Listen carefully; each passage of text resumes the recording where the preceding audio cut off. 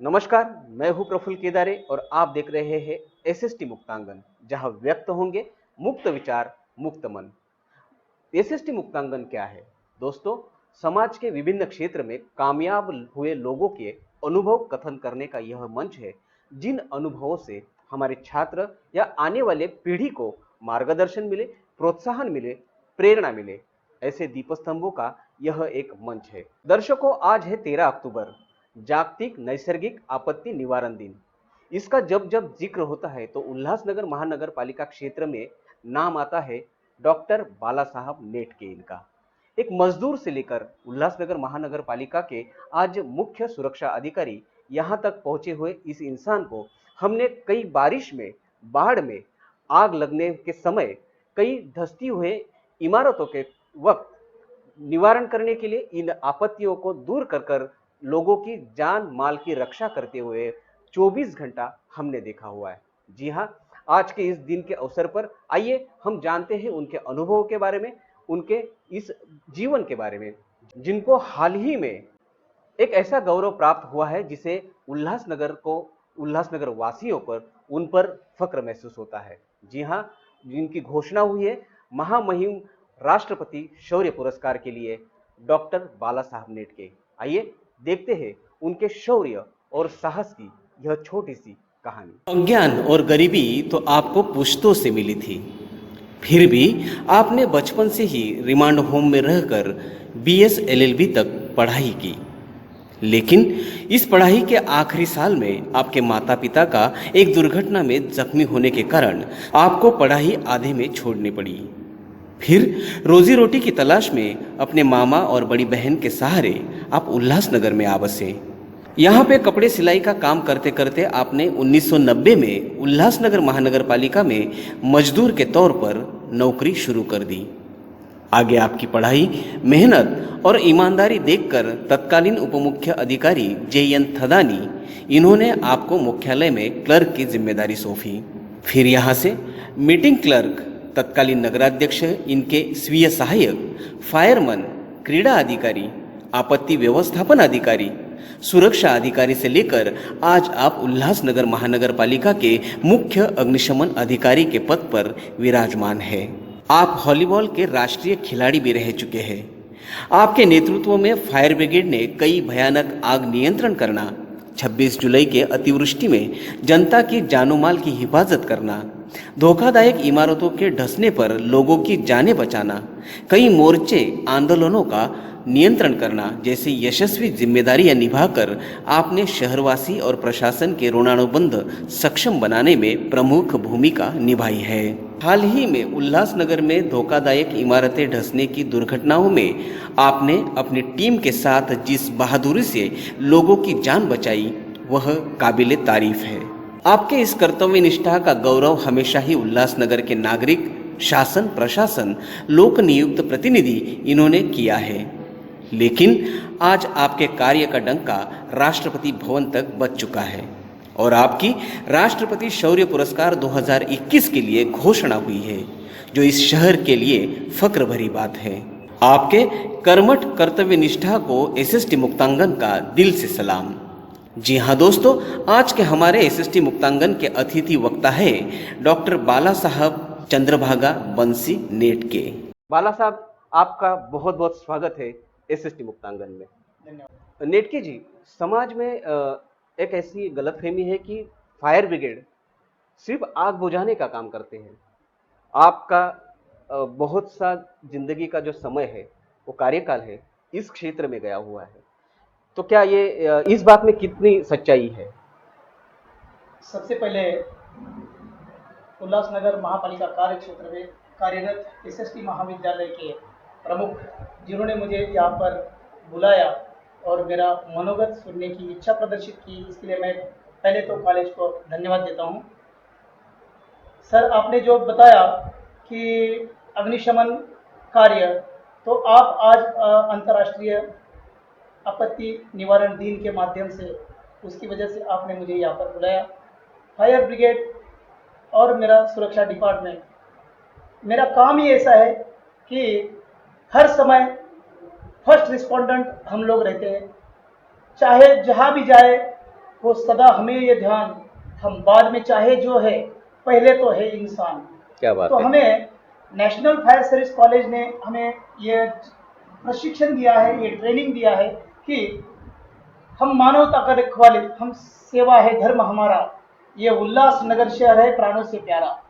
ये जाति धर्म के भेदभाव हम कभी समझ ना पाते। देश काल भाषा के ऊपर पंख लगा उड़ जाते। क्या बात है। जहाँ कहीं भी आग लगी, पल भर में पहुंच हम जाते। जलते तन मन और जीवन को प्यार की जल से बुझाते। यहाँ पर खाली आग बुझाना यह इतना हमारा सीमित काम नहीं है। चाहे जो भी इंसिडेंट होती है उल्लासनगर शहर में या नियर अबाउट 20 किलोमीटर, जो कि Maharashtra fire prevention life safety major act के तहत हमें 30 किलोमीटर 25 किलोमीटर ज़्यादा भी दूर जाना पड़ा तो जाना हमारे फर्ज होता है, और हम उसमें कम नहीं पड़ते हैं। तो चाहे आग लगे, बाढ़ आए, या फिर पशु पक्षी की रक्षा हो। रक्षा करना हो, तो यह सब काम हमें करना पड़ता है। नॉट ओनली फायर, ये हमारा काम नहीं है। हमारी जिम्मेदारी जो है, जो पशु पक्षी का जान बचाना, और सबसे पहला हमारा जो मोटो है, to save the life and property. It's a motto of fire brigade and disaster management sir. नेटके सर, एक मजदूर से लेकर आज उल्लासनगर महानगर पालिका के आप प्रशासन के मुख्य सुरक्षा अधिकारी हो, ये सफर कैसे रहा? सर इसके लिए उल्लासनगर में खाली इंसान नहीं है, वो भगवान के रूप है।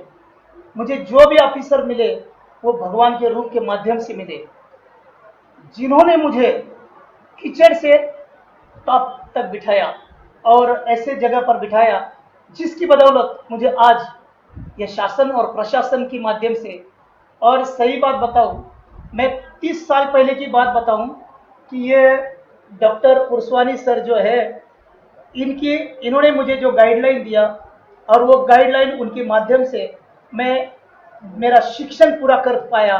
जिन्होंने मेरे को योगदान दिया शिक्षण पूरा करने के लिए, और वो पूरा करने की वजह से मैं फायर ब्रिगेड में छोटा छोटा कोर्स करके fire fighting, first aid, control and communication, disaster management, earthquake disaster, nuclear, biological, chemical warfare, instructor, rescue, water rescue, snake catching, sub fire officer, station officer, divisional officer, diploma in fire engineering, advance diploma in fire engineering, ये सब करके मैं आपने इतने आज, सारे courses किए हुए, आप तो चलते फिरते एक विद्यापीठ हो। सर मुझे इस बात का फक्र है कि मेरे बंदे, मेरे जवान, वो भी मुझसे भी भारी कोर्स करके आगे चले, और वो भी कहीं प्रशिक्षण, ट्रेनिंग या फिर डिजास्टर में कम ना पड़े। तो आपका नेटिव प्लेस उल्लासनगर ही है कि आप गांव से कहीं यहाँ पर उल्लासनगर में आकर बसे? सर मेरा native native place Ahmednagar Pargaon, वाड़ू Pargaon है, और जिसके बाजू में तुक्कड़ोड़ा है, जहाँ से मैं, मेरे माँ बाप बहुत गरीब, जो हमारे मजदूरी करने वाले, मेरी माँ फल फ्रूट बेचने वाली, भाजी पाला सब्जी ये बेचने वाली माँ, उसने मुझे छोटे से बड़ा कर दिया है। जैसे कि हमारे घर की आमदनी नहीं होने की वजह से पिताजी ने रिमांड होम में डाला। रिमांड होम से मैं हिंद वस्ती गृह पाथर्डी में मेरी बदली हो गई। उधर मेरा 10वीं तक पढ़ाई हुई। उसके बाद में अहमदनगर कॉलेज में मेरा, अहमदनगर कॉलेज में 12वीं 11वीं 12वीं तक हुआ। फिर मैं लॉ कॉलेज BLS तक मैं पढ़ा। माँ बाप का एक्सीडेंट हो गया जिस दिन मेरा तीसरा पेपर था लॉ का, और मुझे लॉ का, माँ बाप बेहोश थे हॉस्पिटल में, मैंने पेपर को नहीं गया दूसरा दिन, तो और पढ़ाई उस दिन से मेरा पढ़ाई बंद हो गई। पढ़ाई वहीं पर छोड़नी पड़ी आपको? पढ़ाई मुझे उस दिन कम करनी पड़ी, बंद करनी पड़ी, क्योंकि मुझे फिर रोजी रोटी की इनकम तलाश में आप सोर्स, उल्लासनगर में आ गए? सर इनकम सोर्स बनाने की मुझे जरूरत थी, और उस हिसाब से उल्लास अहमदनगर में छोटी सी मेडिकल स्टोर में, सीमानीलाल मेडिकल स्टोर में 2,500 रुपये पगार, 200 रुपये पगार मिलता था, जो मेरे लिए बहुत कम था, उसमें मेरा नहीं बनता था। मैं, बहन मेरी उल्लासनगर में रहती थी, तो बहन और ससुराल भी मेरा उल्लासनगर का था। उस हिसाब से मैं यहाँ पर उनके सहारे से आया, और यहाँ पर आने के बाद मुझे ये मौका मिल गया, मुझे बड़े अच्छे अच्छे लोग मिले, और मैं आगे पहुँच पाया। अच्छा, नेटके जी, 26 जुलाई 2005 का जो कहर था, पूरा देश और हमारी बम्बई पानी में डूबी हुई थी। तो उस वक्त उल्लासनगर के हालात भी कुछ बहुत खस्ता थे। उस वक्त आपने जो कार्य किया था वो भी लोगों के ध्यान में है। तो वो मंजर आपने कैसे अनुभव किया, आपके टीम के साथ में वो कैसे टैकल किया आपने?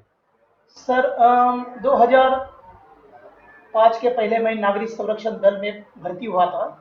नागरिक संरक्षण दल में मुझे सावंत सर करके एक डिविजनल फायर ऑफिसर थे महाराष्ट्र मित्र मंडल के, उन्होंने मुझे सिविल डिफेंस का रास्ता दिखाया और वो सहारे से मैंने सिविल डिफेंस के कोर्स किए। 2005 में मैं एक राफ्ट 2005 के पहले मैंने एक राफ्ट बनाया था, तराफा बनाया था, जो मैंने कोर्स सिविल डिफेंस के कोर्स के माध्यम से वो तराफा बनाया था। और वो तराफा 2005 में जो महापूर हो गया, 26-27 जुलाई 2005 में जो अतिवृष्टि और पूर्व परिस्थिति निर्माण हुई, उस समय हमारे शहर, हमारे उल्लासनगर के तत्कालीन कमिश्नर रामनाथ सोनोने सर, वो स्वयं हाफ पैंट पे और टी शर्ट पे वो शहर में जो सखल भाग था उसका मुआयना सर्वे कर रहे करते थे, थे मुआयना और करा वो रहे थे। सर्वे करते थे। हमने उनको देखा, वो खुद कमिश्नर साहब काम करते, तो why we can not do.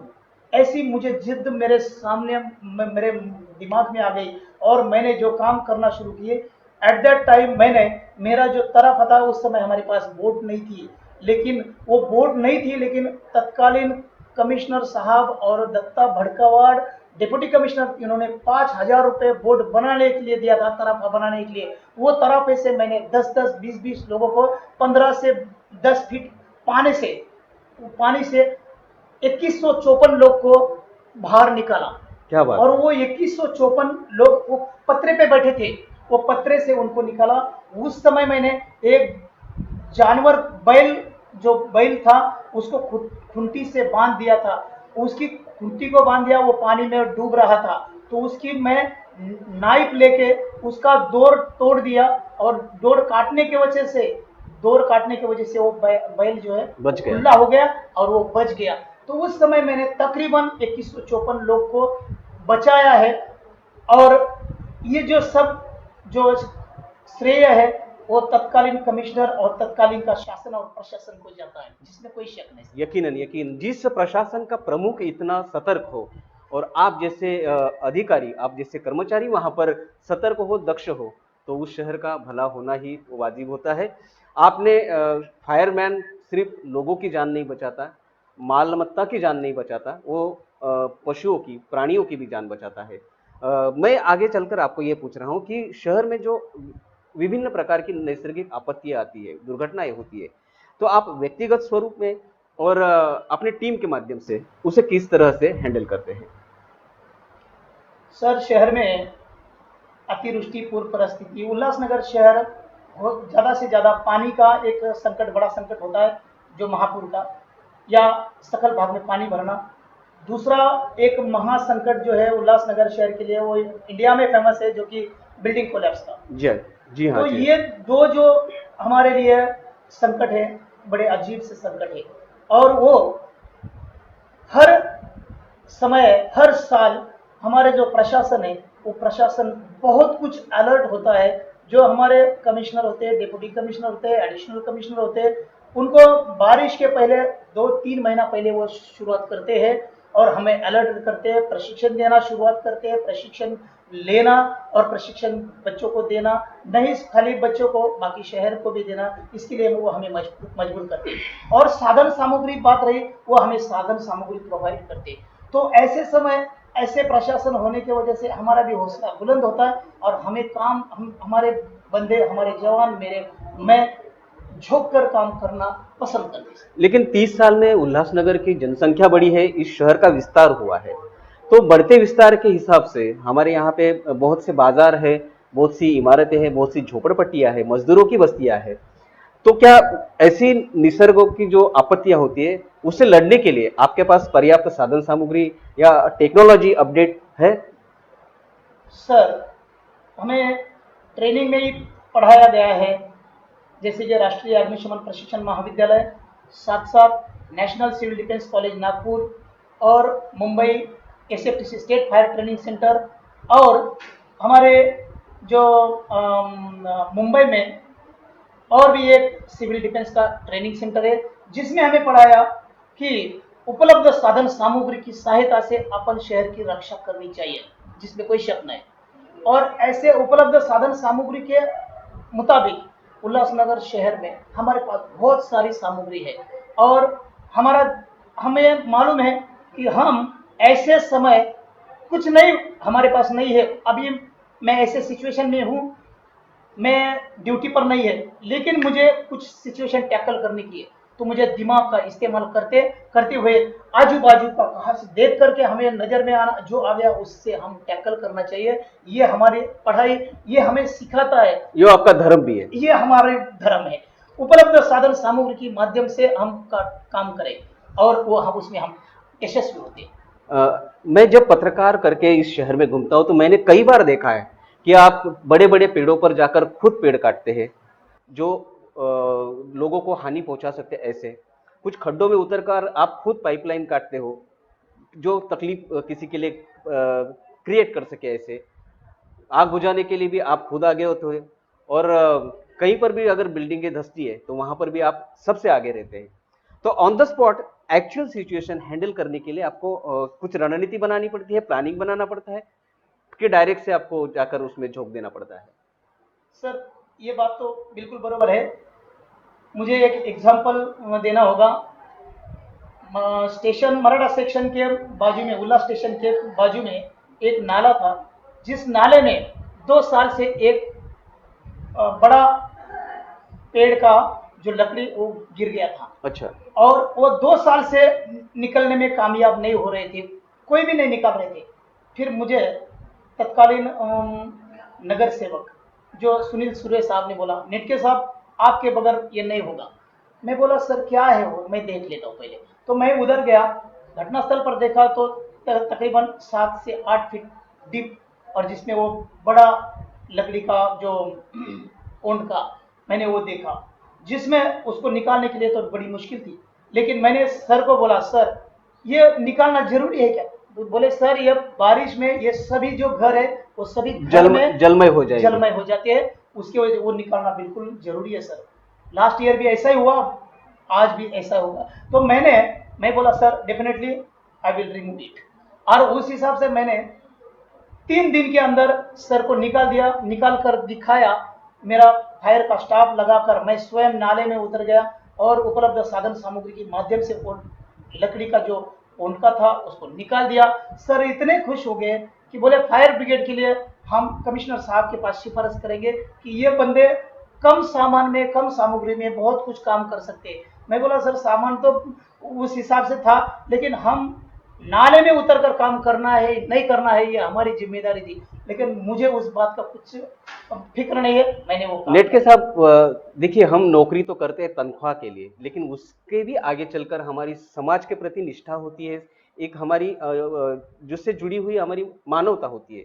उस माध्यम से आप कई बार मैंने देखा है कि आपके ड्यूटी हॉर्स के बाद में भी आप यह सेवा देने की, शहर की सेवा करने की कोशिश करते हो। आज इस दिन के माध्यम से मैं आपसे पूछना चाहता हूं कि नेशनल डिजास्टर मैनेजमेंट अथॉरिटी जिसके प्रमुख देश के प्रधानमंत्री होते हैं, तो एनडीए में एनडीआरएफ इन संस्थाओं का सामान्य जनता तक पहुंचने का जरिया कैसे होता है? सर सबसे बड़ी बात है नेशनल डिजास्टर रिस्पांस फोर्स, ये गवर्नमेंट ऑफ इंडिया की टीम है, ये संस्था है। और disaster management authority of India उसके प्राइम मिनिस्टर या चीफ है, उसमें कोई शक नहीं।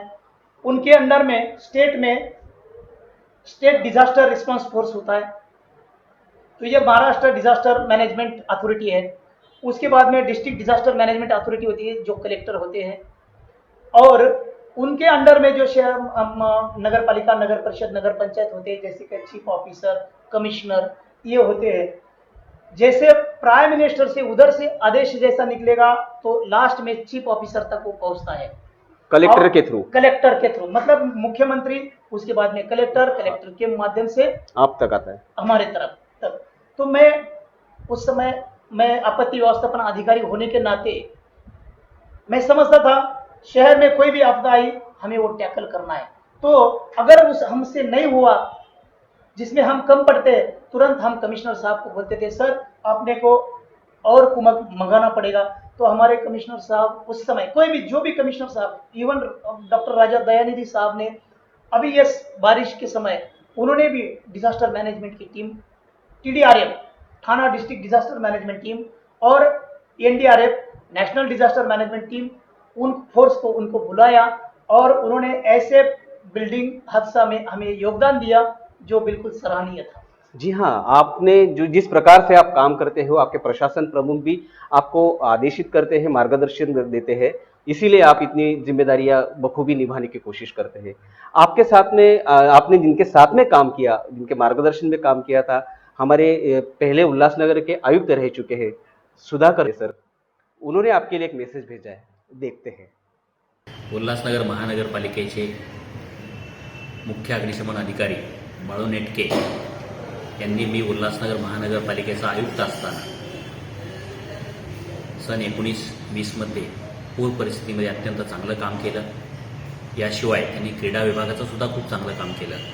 महानगरपालिकेत येणारी मोर्चे आंदोलनं यांचं नियंत्रण, याशिवाय पूर परिस्थितीमध्ये मोठ्या प्रमाणामध्ये कुटुंबांना सुरक्षित स्थितीमध्ये हलवणं हे त्यांचं खूप चांगलं काम त्यांनी केलेलं आहे आणि त्याचाच एक भाग म्हणून त्यांचा गौरव राष्ट्रपती पुरस्काराने करण्यात आलेला आहे. मी खऱ्या हातानं त्यांचं अभिनंदन करतो. Thank you sir, thank you very much sir. नेटके साहब, किसी भी लड़ाई में सिपाहियों का सेनापति अगर आपके जैसा निष्णात हो, होशियार हो, तो मुझे लगता है कि कोई भी लड़ाई, जिंदगी की लड़ाई हो या आम मैदान की लड़ाई हो, तो वो जीती जा सकती है। तो आपके सिपाहियों को तैनात रखने के लिए, उनको अपडेट रखने के लिए आपको क्या करना पड़ता है? क्योंकि मैं आपके साथ में और भी 3 हमारे उल्लासनगर महानगर पालिका के कर्मचारी अधिकारी है कि जिनकी राष्ट्रपति पुरस्कार के लिए उनका चयन हुआ है। उल्लासनगर महानगर पालिका के कुछ अच्छी बातें भी समाज के सामने आ रही है, जैसे कि हमारे विद्युत विभाग है, उनकी कार्यशैली का जो उल्लेख है हमने आईआईटी के अभ्यासक्रम में पाया हुआ है। और हाल ही में हमारे आयुक्त डॉक्टर राजा दयानिधि, इनके मार्गदर्शन में और इनकी रणनीति में हमने कोरोना पे भी अच्छी विजय प्राप्त करने की कोशिश की है। और तीसरी ये खुशी की बात है कि हमारे 4 अधिकारियों को राष्ट्रपति पुरस्कार की घोषणा हुई है। तो आप अपनी इस टीम को कैसे अपडेट रखते हैं? सर, मैंने पहले ही बताया कि मैंने बहुत सारे कोर्स किए और उसको मैं रात दिन उसको अपडेट रखना चाहता हूँ और करता हूँ। मैं पहले तो मैं अभ्यास करूँ, तब जाके मैं अपने बंदे को सिखाऊँ। तो मैं प्रैक्टिकल टैक्टिकल उनको सबक सिखाता हूँ हमेशा। और हफ्ते में 15 दिन में 4th सैटरडे 2nd सैटरडे में उनका प्रैक्टिकल परेड लेता हूँ, उनको सबक देता हूँ, उनको लेसन देता हूँ। और उनको लेसन देने के बाद वो इतने प्यारे, इतने कमाल के बनते हैं कि 8 दिन वो है ना बिल्कुल प्रभावी काम करना पसंद करते हैं। और ऐसे ही काम करते करते मुझे एक अनुभव ऐसा आया कि मैं खड़ा रहूं तो ये लोग इतना झोंक के काम करते हैं, उसका कोई अंदाज नहीं। और ऐसे होनहार मेरे जो बंदे हैं वो लोग कैसे, मुझे पता नहीं, मैं समझ में नहीं आता। ये आंतरिक ऊर्जा रहती है, हमारे शहर के प्रति, हमारे समाज के प्रति प्यार रहता है, निष्ठा रहती है। बहुत कमाल का वो काम करके दिखाते हैं और उनकी वजह से मुझे भी फुर्ती आती है। मैं भी 56 का हो लेकिन मैं समझता हूँ 26 का हूँ और उस हिसाब से मैं भी उनके साथ में काम करते रहता हूँ, डट के काम करता हूँ। और उसका हमें फायदा जो हुआ कि डॉक्टर राजा दयानिधि साहब ने, जो कमिश्नर है, जिन्होंने हमारी सिफारिश मतलब नगर महाराष्ट्र फायर सर्विस के जो डायरेक्टर है उनको सिफारिश किया, उनके माध्यम से वो नगर विकास विभाग में उसकी वो सिफारिश गई। आगे वहां से वो सिफारिश हमारी केंद्र सरकार गवर्नमेंट ऑफ इंडिया को गई। और पता नहीं, हमें अचानक मालूम पड़ा कि आप लोगों को चारों को भी राष्ट्रपति शौर्य पुरस्कार मिला है। तो वो क्षण कुछ और था। तो मुझे उन लोगों की कर्तव्यगारी की वजह से ये सब हुआ है। तो मुझे नाज है मेरे बंदे जो प्रैक्टिकल काम करते वो टैक्टिकल काम करते। नेटके जी, हमारे उल्लासनगर महानगर पालिका के और कौन जवान हैं जो आपके साथ में उनका चयन हुआ है इस पुरस्कार के लिए? सर, मैं स्वयं और मेरे साथ में Shri Pankaj Pawar, deputy chief fire officer प्रभारी है, जिनको मैंने नॉमिनेटेड ऑफिसर करके काम जिम्मेदारी सौंप दी है। उसके साथ में संदीप आसेकर जो कि अग्निशमन केंद्र अधिकारी है, और राजेंद्र राजम जो कि असिस्टेंट स्टेशन ऑफिसर है, जो मेरे साथ में उनको राष्ट्रपति शौर्य पुरस्कार मिला है। नेटके साहब, आपके टीम ने इस 2 साल के कोरोना कठिन काल में भी बहुत उम्दा काम किया है। तो ये जिम्मेदारी निभाते हुए क्या क्या आपको कठिनाई आई? सर, जैसे कोरोना काल शुरू हुआ कमिश्नर साहब मीटिंग लेते थे और कहीं किसी को फुर्सत नहीं मिलती थी कि आराम करने का।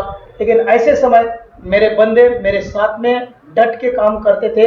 हमने हर कोरोना कोविड सेंटर में जाकर के वहाँ पर फायर फाइटिंग सिस्टम का वहाँ पर इंतज़ाम किया। साथ में उनको जो डॉक्टर, परिचारिका, उसके साथ में वार्ड बॉय और पैरामिलिट्री जो स्टाफ था, उन सभी स्टाफ को मैंने हॉस्पिटल में जाकर उसको how to tackle the disaster at the time of fire और at the time of any disaster, तो मैंने उनको ट्रेनिंग दिया। और वो ट्रेनिंग का नतीजा ऐसा हुआ कि उल्लासनगर में ऐसी हादसा नहीं हुआ जो कि हमारे काम में बाधा आई। आपकी टीम का या फायर ब्रिगेड का कर्तव्य सिर्फ लोगों की जान माल और इनकी ही हिफाजत करना नहीं है। तो जैसे कि आपने कहा कि छोटा जीव भी हो, उसे इस विश्व में, इस दुनिया में जीने का अधिकार है। तो आप प्राणियों की, पक्षियों की भी रक्षा करते हो। हाल ही में देखा कि आपने एक क्रो रेस्क्यू ऑपरेशन किया था, वो काफी चर्चे में रहा था, तो उसके बारे में थोड़ा सा जानना चाहेंगे। सर, वास्तव में एक हमारी जिम्मेदारी है to save the life and property. Life बोले तो चींटी से लेकर के इंसान तक ये हमारी जिम्मेदारी है, चाहे उसमें पंछी हो या पक्षी हो, जो भी है। मुझे ऐसा एक कॉल आ गया कि मेरे बंदे उधर नेताजी फायर स्टेशन में कॉल आ गया कि एक झाड़ पर, तकरीबन 110 फीट ऊंची झाड़ की ढाली पर एक कौवा या पंछी है जो पतंग के धागे में अटक गया है। तो ऐसा कॉल आ गया, मेरे बंदे उधर पहुंच गए और उधर पहुंचने के बाद उन्होंने बोला, सर ये तो बहुत रिस्की काम है और ये बहुत डिफिकल्ट है, सही में आप आएंगे तो बहुत अच्छा होगा और लोग यहाँ के परेशान कर रहे हैं कि आप खाली देखते रहे, तो ऐसे समय आप आएंगे तो सर अच्छा होगा। उस समय मैंने अपने बंदे ऑफिसर सुरेश बोम्बे और अविनाश नंदनवार, इनके साथ में मैं पहुंच गया। पहुंचने के बाद देखा, सिचुएशन देखने के बाद मुझे मालूम पड़ा कि ये ऑपरेशन बिल्कुल आसान है और कम से कम समय में मैंने 4 घंटे से पहले वो लड़खड़क रहा था और उस कौवे को मैंने तकरीबन आधे घंटे के अंदर मैंने उसको खुला कर दिया और आसमान में छोड़ दिया। दोस्तों, आपत्ति कुदरती हो या मानव निर्मित, उसका सामना तो हमें करना पड़ेगा। उस ऐसे वक्त में हमें सूझबूझ और दक्षता से काम लेने की जरूरत है। और रही बात हमारी सहायता के लिए, फायर ब्रिगेड जैसी यंत्रणा है जिसे हम कभी भी बुलाएंगे तो हमारी मदद के लिए वो तत्पर रहती है। हमें बहुत फक्र महसूस होता है डॉक्टर बाला साहब नेटके और उनके जैसे 3 अधिकारियों को पर कि उल्लासनगर महानगर पालिका के प्रशासन की तरफ से सरकार ने उनकी गुहार सुनी, उनकी दखल ली और राष्ट्रपति शौर्य पुरस्कार के लिए उनकी घोषणा की है। आप सही में आपकी इस कार्यशैली के लिए बहुत बधाई के पात्र हो और मैं आपका बहुत तहे दिल से आभार व्यक्त करता हूं कि आप यहाँ पर आए, हमारे विद्यार्थी, हमारे छात्रों को और इस समाज को अपने अनुभव कथन कर कर मार्गदर्शन किया। आपका बहुत बहुत धन्यवाद। प्रफुल्ल जी, धन्यवाद। सही में आपने मुझे यहाँ पर बुलाया और मेरा छोटा सा अपने जीवन पट यहाँ पर मुझे विस्तारित बताने की संधि दी। मैं हृदय से बोलता हूँ कि मेरे माता पिता, मेरे साथियों और मेरे शासन प्रशासन, जिन्होंने मुझे यहाँ पर छोटे से मजदूर से मुझे चीफ फायर ऑफिसर तक बैठने का मौका दिया और चीफ फायर ऑफिसर के बाद में मुझे राष्ट्रपति शौर्य पुरस्कार, ये सम्मान भी मुझे प्राप्त हुआ। यह शहर के हित में है और इस शहर की वजह से मुझे, और ये आप सभी के वजह से मिला, इसके लिए मैं शुक्रिया अदा करता हूँ, शुक्रगुजार हूँ ये शहर का। और प्रफुल्ल जी, आपका भी बहुत बहुत आभार। धन्यवाद सर। तो दोस्तों, हम फिर मिलेंगे एसएसटी मुक्तांगन में ऐसे ही एक समाज के महानुभव से, अतिथि वक्ता से और उसके अनुभव से। तब तक आप देखते रहिए एसएसटी मुक्तांगन।